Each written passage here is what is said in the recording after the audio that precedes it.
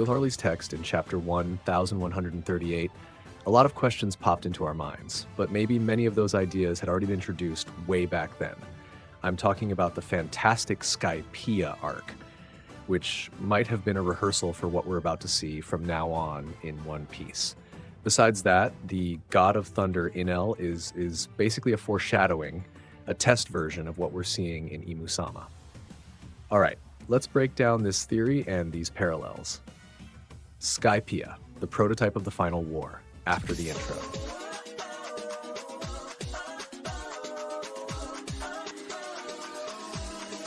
Hello everyone, welcome to the channel. Welcome to the channel, and hey, before we jump into today's content, it would be awesome if you didn't forget to drop your like, subscribe, and hit the notification bell so you don't miss anything. And, well, without dragging this out, let's get into the video. As the years go by, it becomes clearer and clearer that Skypiea served as a prototype, an initial sketch of the larger story Oda would tell in the future. Understanding what happened there helps not only to grasp the lost century, but also to predict what's coming in the final war. Come with me.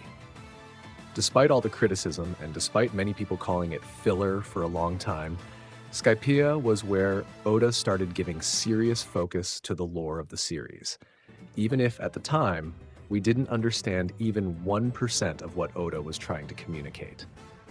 Back then, the ending of the story was incredibly distant, and almost nobody noticed the seeds being planted, such as Luffy taking on Nika's silhouette for the first time, chapter 253, Nolan's flashback mentioning, for the first time ever, the Sun God. By the way, Oda repeated multiple times that this panel from chapter 253 was one of his favorites. And now we finally understand why. Skypiea also introduced, all at once, 4 divinities. Exactly 4, the same number later confirmed in Harley's text. The flashback specifically mentions the Sun God, the Forest God, the Earth God, the Rain God, which in Harley's text seems to have been reinterpreted as the Sea God, possibly a cultural or translation difference. Another thing Skypiea introduced was the concept of faith, something One Piece had barely touched before. Today, faith is a core piece of Nika's lore, with characters like Kuma literally carrying a Bible. Of course, he's a buccaneer. And hey, if you want, I can make a whole video about the symbolism of Nika and Christian imagery. There's a lot there. But that's not the focus of today's video, so drop a comment if you want that one. But let's keep going, because Skypiea was, in truth, a massive rehearsal for the final war. The dark parallel, Enel and Imu. Because Skypiea was geographically isolated, Oda had complete creative freedom. No marines, no world government, just the world he built. And that allowed him to draw clear parallels between Enel and Imu. The divine power. Both rule with absolute authority, capable of erasing entire islands. Enel did it to Angel Island and Imu did it to Lulusia, leaving behind a gigantic hole. By the way, the parallel between those two scenes is incredible. The cleansing of the world. Imu's motivation isn't fully clear yet, but it seems to be flooding the world and reshaping it to his desire. He wants the perfect world of Mu. Enel tried to do the same in the sky. I will eliminate all who do not belong to the heavens. I will return everything to its original form. See? The motivations are the same. The terminology used by both. Enel called those who did not belong to the sky aberrations. It is exactly the same term Imu uses when observing marines and pirates, while controlling Saturn in chapter 1163. The technology introduced. The Maxim arc is a primitive version of what Imu does with the ancient weapon Uranus. Enel created his own mother flame system using his infinite energy. In the end, Enel may have been a god out of cycle. According to the prophecy, each god takes their turn to recreate the world. Whoever inherits Enel's fruit in the future may be chosen by destiny to reshape the world, just as he wanted. Another wild reference is that Enel took the throne of another god. In this case, Enel took the throne from Ganfall. And isn't that exactly what we discovered? Who would have imagined that Ganfall was actually a foreshadowing of Davy D. Jones, whose throne was usurped by Imu? By the way, even the drawing Oda gave us of Davy Jones back in SBS 38 shows an old, slightly caricatured man, something we also see in Ganfall. Someone tired, someone who became almost comic relief, but who actually held a very important position. Note, I'll say it right now, Davy D. Jones's personality will likely be extremely close to Ganfall's. both inspired by Don Quixote. And hey, Don Quixote de la Mancha, Don Quixote, could the Don Quixote family be connected to the Davy D? Well, that's for another video. Back to the point, Enel had a natural counter, a natural enemy, Luffy. Because Luffy is rubber, he was Enel's antithesis. The same should happen with Luffy and Imu. Enel looked invincible, but Luffy could defeat him.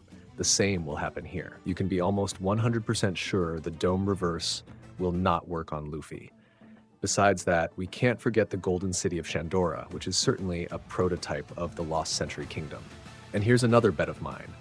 The inhabitants of Shandora are a major foreshadowing of the Clan of D. Shandora was destroyed and reduced to ruins. The survivors dedicated their lives to protecting what remained, the Poneglyph, waiting for the right time. This mirrors the current mission of the D, to wait for the dawn of the world. And to reinforce this connection, let's look at Wiper's words, which may summarize the will of the D. You cannot erase the history of the proud warriors of Shandora. No matter where we are, our strength remains. No matter how much the forest burns, no matter how many ruins collapse, the earth does not lose. This line gains even more weight when we remember the Lost Century was a conflict between earth and sea. Today, we live in Imu's incomplete world, where the sea dominates but the land persists. Ganfall even says that Virth, solid earth, is a miracle that should never have belonged to a single people. This may indicate what the One Piece really is, the true lost land, ready to emerge when the dawn returns. Shandora was sent to the heavens, and the Lost Kingdom was sent to the bottom of the sea. Another similarity lies in promises. Noland and Calgara promised to meet again but never succeeded. That promise was broken, just like the one between the Mermaid Princess and Joy Boy. Even the children's book that tells the story of Noland the Liar functions like the apology Poneglyph Joy Boy left for the Mermaid Princess. Centuries later, that is 400 years later, we saw that promise being fulfilled when Wiper and Mont Blanc Cricket managed to make the bell ring. The same will happen, but instead of bells, it will be the drums of liberation, finally fulfilling the promise Joy Boy made. By the way, Calgara is probably a massive foreshadowing of Joy Boy himself, portrayed as a warrior who fights while smiling. The prediction for the end? Luffy will fulfill Joy Boy's promise, not for some noble ideal, but for a simple, maybe even selfish, reason, just like he rang the bell only to send a message to Cricket. When the true dawn arrives, we will hear something similar to the Skypiea narrator. The sound of the bell echoed the deeds of the vanished city. It declared the end of the battle with a song of love. It will be the sound of the drums of liberation, silent for 800 years, announcing the end of a war that never truly ended. The Marines and redemption. The White Berets of Skypiea are a parody of the Marines, initially antagonistic and rigid. Their aesthetics even resemble the Marine uniforms. But the part nobody talks about is how they change when they realize Enel is not a true god, but a demon. In the end, they dedicate themselves to evacuating and protecting civilians. This mirrors the future of the Marines. When soldiers realize Imu's true purpose, something that goes against justice, they will have to choose.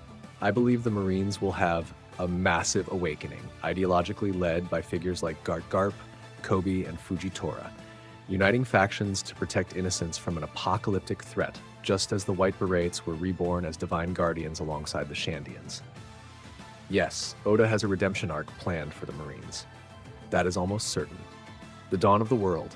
The One Piece Luffy brought a literal dawn to Skypiea by dispelling Enel's darkness.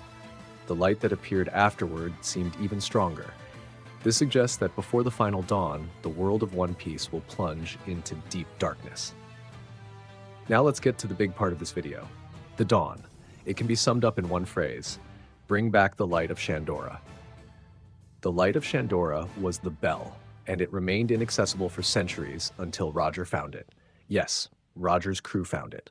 Does that remind you of something? Roger only left a message on that bell. He did not ring it.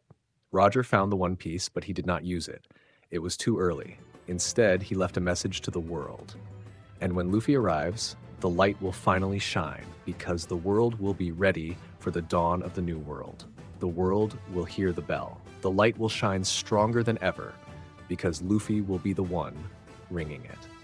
Well, everyone, there are still many more connections between Skypiea and the future of the story. If you have not watched Skypiea yet, go watch it. It is a fantastic arc, and I believe it was the blueprint Oda created for the final saga. What do you think? Leave it in the comments. If you liked the video, do not forget to leave your like, subscribe to the channel, and activate the bell.